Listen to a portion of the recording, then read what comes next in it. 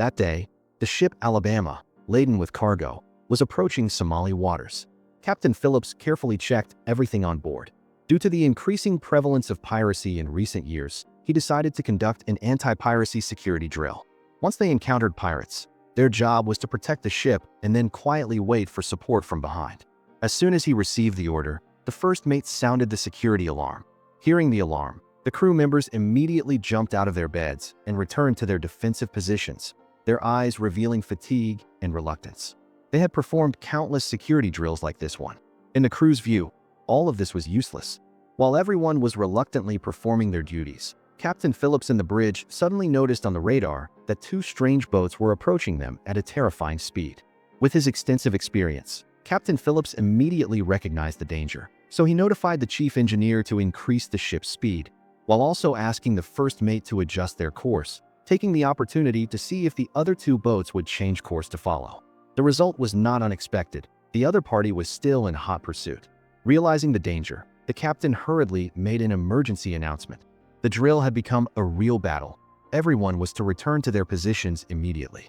To avoid being plundered, he frantically called the U.S. Maritime Administration for help, but their line was always busy, impossible to get through. Then, he called the UK Maritime Trade Organization, but they just replied coldly. "Those two small boats are probably just local fishermen. Don't make a fuss." Hearing this, Captain Phillips was both angry and helpless. As the pursuing boats got closer, the captain could clearly see 8 pirates on 2 small skiffs, each one carrying a gun. They were cheering as if celebrating their victory in advance. Captain Phillips again informed the chief engineer to remove the engine's speed limit, pushing it to the maximum. However, due to the cargo ship's immense weight, even at full speed, it couldn't compare to the speed of the speedboats chasing from behind. In a moment of crisis, Captain Phillips suddenly had an idea. He picked up the radio, pretended to have contacted the U.S. Navy, and replied in a naval voice, saying that they would immediately send armed forces to the rescue. Unexpectedly, this self-directed act actually worked. The pirates, who were eavesdropping on their conversation, couldn't distinguish truth from fiction for a moment. One small skiff even turned back in fear and fled. The pirate leader on the remaining boat was Muse, a savvy one. After detecting nothing unusual, he led his men to speed up and continue the chase after the cargo ship. Seeing the enemy getting closer, Captain Phillips again told the chief engineer to stir up bigger waves to create strong resistance for the pirates, while continuously changing course to zigzag against them.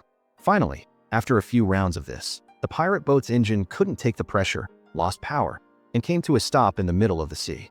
At that moment, Captain Phillips looked at the pirates through his binoculars and saw that Muse was also staring at him with his own binoculars. This exchange of looks made Captain Phillips realize that things were far from over. He knew that the pirates would not give up. Having temporarily neutralized the pirates, the crew members began to gather and discuss. Someone complained about why the ship wasn't equipped with armed guards. Someone was terrified and wanted to seek outside help again. There was even someone worried that he would lose his life here. At this moment, the most important thing was to stay calm and be prepared to fight back with all their might. Someone suggested that the ship should sail another 100 nautical miles, which would get them away from these pirates. However, Captain Phillips knew well that these waters were full of pirates. Even if they escaped from here, they would fall into the hands of other pirates. Afterwards, Captain Phillips arranged for everyone to stand guard at their positions, ready to respond to a surprise attack by the pirates.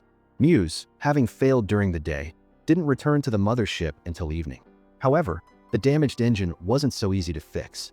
The small skiff that had fled earlier began to mock them. What a complete waste. Muse had just retorted with a couple of sentences when the other guy pointed a gun at his head. Muse wasn't scared at all. He quietly picked up a wrench next to him, and with just one blow, the man who was just being aggressive immediately became docile. Early the next morning, Muse's team, with 2 engines, started to pursue the Alabama again. Captain Phillips woke up to discover their silhouette. He hadn't expected that after just one night, the enemy was once again hot on their heels. Captain Phillips immediately sounded the alarm, arranging all crew members into combat-ready positions. Then, he made an emergency call to the Maritime Administration for help, while also increasing the ship's speed to the maximum, trying to shake off the pirates. Captain Phillips repeated yesterday's tactic, wanting to escape them once more. Seeing the cargo ship still stubbornly resisting, Muse started to use the radio to entice Captain Phillips. "We are the Somali Coast Guard. Stop the ship immediately for a routine inspection." Captain Phillips, of course, did not believe his words. Seeing that Captain Phillips didn't react, Muse angrily picked up his AK and fired a volley at the bridge. Since there were no weapons on the ship to prevent the pirates from boarding, they could only turn on the high-pressure fire hoses. In an instant, dozens of high-pressure water cannons fired simultaneously, forming a natural barrier for the cargo ship. Fearing their small skiff would be sunk by the water cannons, the pirates dared not approach. However, they had no intention of giving up either, and continuously circled the cargo ship, looking for an opportunity. After circling a few times, they finally discovered a loophole. One of the high-pressure water cannons suddenly malfunctioned, creating a gap in the barrier. Captain Phillips and Muse discovered this problem at the same time. The captain hurriedly told the first mate to go fix it, while he himself used flares to deter the advancing pirates. However, against real bullets, the destructive power of flares was negligible, and besides, Muse and his men were all desperate for money. As soon as anyone showed their head, they would shoot immediately. In such a rain of bullets, the captain dared not let the first mate take the risk anymore, and had to tell him to retreat. He knew that the pirates would definitely board the ship. Therefore, he immediately notified all crew members to hide in the engine room, a place where they could conceal themselves to prevent many people from being taken hostage by the pirates. After arranging for the other crew members, he told the first mate to steer the ship to make the hull constantly sway, not giving the pirates a chance to hang their ladder on the ship. However, for pirates who had been through hundreds of battles, this was nothing more than child's play. Soon, they succeeded in hanging the ladder on the ship and swarmed aboard one by one. The captain could only watch, unable to do anything. Then, he gave orders to the crew. First, shut down all the ship's engines. Second, find a way to cut the power on the ship. Most importantly, do not reveal their location. Only come out when they heard the safe signal at dinner time. After arranging everything, he, along with a few operators, hid in the bridge, locking the door tightly. The pirates who boarded the ship immediately rushed towards the bridge. Under the force of bullets, the iron lock on the door couldn't hold. Soon, they stormed into the bridge and captured the captain and the others. Muse said, "We just want money. We don't want to kill people. As long as you cooperate, you'll be fine." The captain said this was an American cargo ship. He wanted to use the nation's name to apply pressure. Unexpectedly, the pirates became even more excited upon hearing that. In their eyes, America was a fat fish. The captain was stunned because these guys were truly insane. To lure the pirates away, the captain said there was $30,000 in the safe, enough for them to live a good life. However, Muse said that amount wasn't even enough for begging. Their real target was this massive ship. While the two sides were negotiating, the chief engineer in the engine room shut down the engine system. The entire ship suddenly came to a halt. Noticing something was wrong, Muse asked the captain, "What's happening?" The captain hurriedly explained that maybe the engine had malfunctioned from running too fast. Muse, of course, did not believe the captain's words. He went to the control panel and randomly pushed buttons, trying to restart the ship. However, he had no idea what those buttons were for. He pushed and pushed, but the ship didn't budge. Knowing that there must be someone on board who knew how to fix it, Muse asked the captain where those people were. The captain said he was fighting with pirates. How would he know where they were? Muse ordered the captain to call all the crew members back. Under the threat of a gun, the captain had to pick up the radio, but everything he said was evasive. Muse wasn't having it. He snatched the radio and said, "If you don't come out, I'll kill one person every minute." Seeing the critical situation, the captain had to negotiate with the pirates. "You just want money. If you kill people, it will be troublesome." Muse thought for a moment and said, "In that case, let me find those people." With no bargaining power, the captain had no choice but to lead the pirates on a search. However, he remained very clear-headed. When talking about the search route, he secretly turned on the radio to inform the crew members hiding elsewhere. As he passed by a spot, he even pretended to lament, "I hope the electrical system in the engine room isn't damaged, otherwise we won't be able to see anything." The people in hiding heard this and immediately understood his meaning, then immediately arranged for someone to cut the power.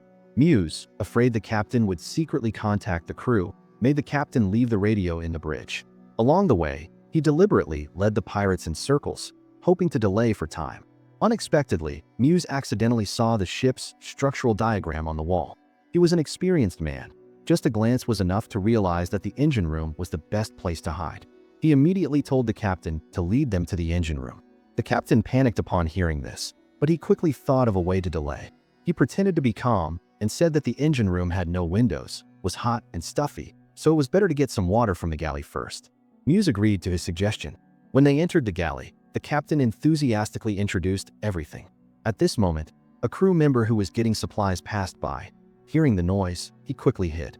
The captain saw the neatly arranged water bottles on the floor and immediately realized someone was hiding here. He deliberately delayed the pirate's search, saying that one shouldn't walk barefoot into the engine room for fear of being pricked by glass. Then, he led the pirates to the engine room. The person in hiding heard the noise and used the radio to inform his comrades. In the engine room, the people in the engine room immediately spread broken glass at the entrance. When the pirates stepped in, they immediately screamed from the glass, pricking their feet. Muse was furious. He knew this was no accident. The captain tried to calm Muse's anger, saying that the injured person should have their wound bandaged now. While the two sides were in a standoff, the chief engineer took this opportunity to sneak to the power source and cut the power to the entire ship. The ship was suddenly plunged into darkness, and the engine room was also swallowed by darkness. Muse was so angry he was about to go mad. The captain again tried to soothe him, saying that $30,000 was a large sum of money, and besides, the most important thing now was to take care of the injured. Seeing his man bleeding non-stop, Muse had to suppress his anger. He told one man to guard the captain, while he himself led the others to find the rest of the crew. When the captain and the guard left, the people hiding in the dark immediately rushed out and subdued Muse. At this time, the radio in the bridge rang. A crew member said they had captured the pirates' leader and wanted to trade for the captain. Having lost their leader, the pirates immediately became flustered and scared. Captain Phillips, seeing the situation take a good turn, quickly made a promise. You can take the lifeboat and leave safely. As long as you leave quickly, you can also take that $30,000. To save their big brother, the pirates had to temporarily agree. So the two sides, each escorting their hostage, came out to the deck. Because none of the pirates knew how to operate a lifeboat, they demanded the captain teach them how to use it. Faced with the weapons in their hands, Captain Phillips had to comply. However, just as he finished teaching them and was about to leave, with just a signal from a look, a subordinate immediately knocked Captain Phillips unconscious. Then, they quickly started the lifeboat and sped out to sea. By the time the crew members reacted, the lifeboat was already far away. They hurriedly restarted the cargo ship, relying on the signal to determine the captain's approximate location, while also reporting this emergency situation to the Maritime Administration. This time, the Maritime Administration finally took the matter seriously. They immediately contacted an anti-piracy destroyer patrolling nearby. The pirates intended to take Captain Phillips back to Somalia to demand a ransom. The destroyer's mission was to intercept the lifeboat before it could return to Somalia. Upon receiving the news, the destroyer immediately changed course to conduct an interception. As for Captain Phillips, he was also aware of his dangerous situation. He knew he had become the pirates' bargaining chip. Because the lifeboat had a very shallow draft and was going against the current, the pirate's speed was very slow. Muse constantly tried to contact the mother ship, but what gave him a headache was that he received no reply. However, when he saw the Alabama trailing behind them, a smile couldn't help but appear on his face. He hadn't expected this delicious bait to deliver itself to his door. Taken hostage, Captain Phillips wasn't worried about his own safety, but was concerned about the condition of the injured pirate. If not treated in time, the wound could very well become infected. The injured pirate looked to be only 15 or 16 years old. Captain Phillips couldn't bear it, so he took out the first aid kit from under the floor and bandaged his wound. This act was quickly rewarded. In the stuffy, oppressive space of the lifeboat, everyone was drenched in sweat from the heat. Although there wasn't much fresh water on the boat, the injured pirate still risked being scolded and beaten by his comrades to give water to Captain Phillips. Not long after, an American drone had pinpointed the lifeboat's location. This place was only 160 nautical miles from Somalia. Upon receiving this news, the White House directly issued the highest directive. Under no circumstances should the lifeboat be allowed to return to Somalia. In other words, if the captain could be saved, that would be best, but if not, then end everything with a single shell. Even if the captain were to be sacrificed, it must not affect the international image of the United States. In addition, the White House also specially dispatched the Navy SEALs and an aircraft carrier to provide support. If the destroyers still couldn't rescue the captain, they would take over directly. As for Muse, he finally managed to contact the mother ship. However, the reply he received stunned him. Because your actions this time were too rash, either find a way to bring the captain back yourselves, or die together at sea. Faced with this abandonment, the pirates felt extremely disappointed. The atmosphere at this moment was like a sweltering summer night, making it hard to breathe. At this time, the fresh water on the lifeboat had also run out. The pirates had no choice but to break the windows to make their bodies a little more comfortable. After the situation had calmed down a bit, Muse took the initiative to talk about his past. Last year, he had hijacked a Greek cargo ship and received a $6 million ransom. This showed that despite being abandoned by their superiors, they still held a glimmer of hope. This made Captain Phillips very confused. If they had made so much money last year, why were they risking their lives at sea now?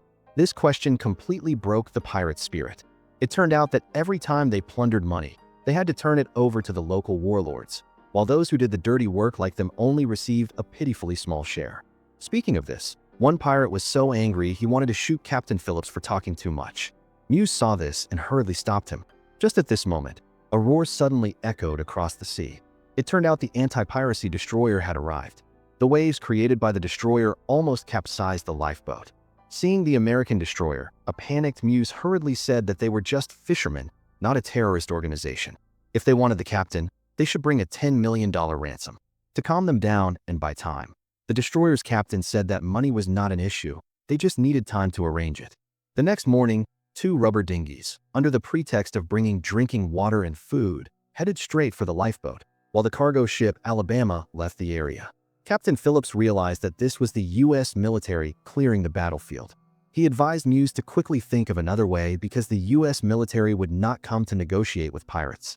However, Muse, with Captain Phillips as a hostage in his hands, didn't think so. The rubber dinghy approached the lifeboat. While the negotiator was talking, someone was constantly filming. When the negotiator asked to confirm the captain's safety, Captain Phillips took the opportunity to report his position in the lifeboat, helping the U.S. military to arrange their strategy. When he learned that the rubber dinghy only brought drinking water and food, no money, Muse immediately became furious. The pirate guarding the captain even fired a shot right next to his ear. Fearing the overexcited pirates would harm the captain, the rubber dinghy hurriedly returned to the destroyer. Since there was no money, Muse decided to go to Somalia and then talk about negotiations. At this time, the lifeboat was only 12 hours away from Somalia.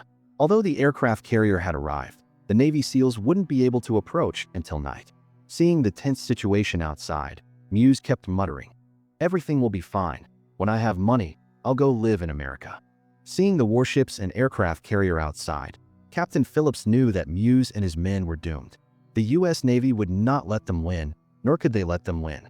However, Muse at this point felt he had no way out. "I can't give up, absolutely not." Faced with this situation, Captain Phillips also didn't know what to do. If the Navy really bombed the lifeboat, he too would find it hard to escape his fate. 4 a.m., the Navy SEALs had arrived one by one. Captain Phillips seemed to sense that the time had come, so he pretended to go to the toilet at the door. Taking advantage of the pirate's inattention, he pushed the pirate guarding him into the water and quickly jumped in after him, swimming towards the destroyer. The rescue team quickly spotted the situation. However, because it was too dark and there were 2 figures in the water, they couldn't distinguish for a moment who was the captain and who was the pirate. To see more clearly, they fired a flare. However, this gave the pirates an opportunity to locate the captain. They drove the lifeboat in pursuit, while continuously firing towards the captain, threatening him to stop or they wouldn't be polite. Helpless, Captain Phillips had to obediently return to the lifeboat with Muse. As soon as he was back on the boat, he was beaten up by the angry pirates.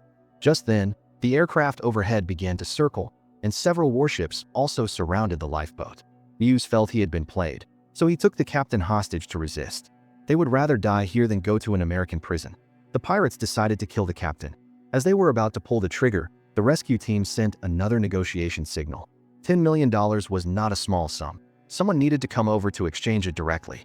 In addition, the Navy read out the names of each of the 4 pirates, stating which tribe they came from, where they lived, all crystal clear.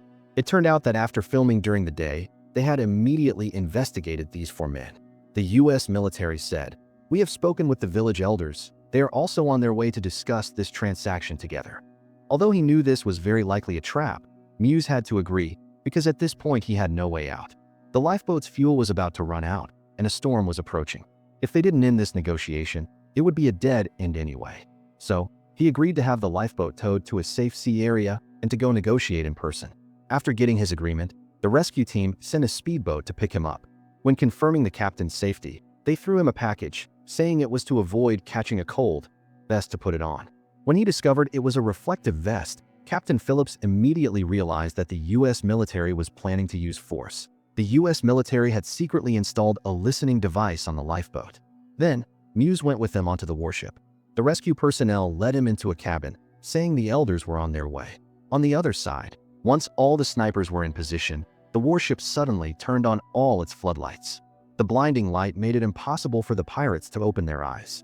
When the pirates asked why the floodlights were on, the US military didn't answer but announced that they were about to start towing the boat, asking them to pay attention to safety. Before they could react, the lifeboat was suddenly towed away. Knowing they were being deceived, the pirates initially hid very well, making it impossible for the snipers to see their targets. To force them to expose themselves, the warship increased the towing speed. The waves created by the fast-moving ship made the lifeboat rock violently. However, the cunning pirates still hid very well, making it impossible to lock onto a target.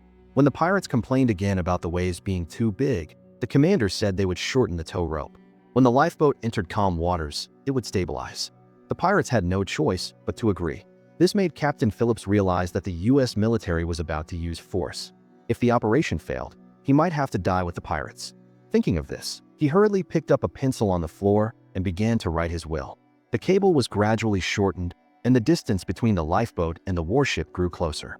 The panicked pirates wanted to talk to Muse, but only received the reply that he was waiting for the elders. While the pirates didn't know what to do, they saw the captain writing something. One of them snatched the paper, and the captain hurriedly snatched it back. The two struggled in the cabin. However, the captain alone couldn't fight against several people. In the end, he was still subdued by the pirates, his hands tied and his eyes blindfolded. Realizing that time was running out, the captain began to repeatedly call out the names of his wife and children. This made the already irritable pirates even more angry. One of them, in a moment of irrationality, decided to shoot the captain. He walked close to the window, and thus 3 targets were simultaneously locked. Instantly, all 3 pirates were neatly eliminated. The blindfolded Captain Phillips still didn't know what had happened. When he removed the cloth from his eyes, the scene before him stunned him, and then he burst into tears. After being brought onto the warship, an examination showed that Captain Phillips had only suffered some superficial injuries. However, the terrifying experience that lasted for many days and nights had left him completely broken down. As for Muse, after the 3 pirates were shot dead, he was immediately subdued by the US military. In the end, he was sentenced to 33 years in prison in the United States. One could say he had come to America in a different way, fulfilling his American dream. Today's story ends here. Thank you for watching. What do you think of this movie? Please leave a comment below.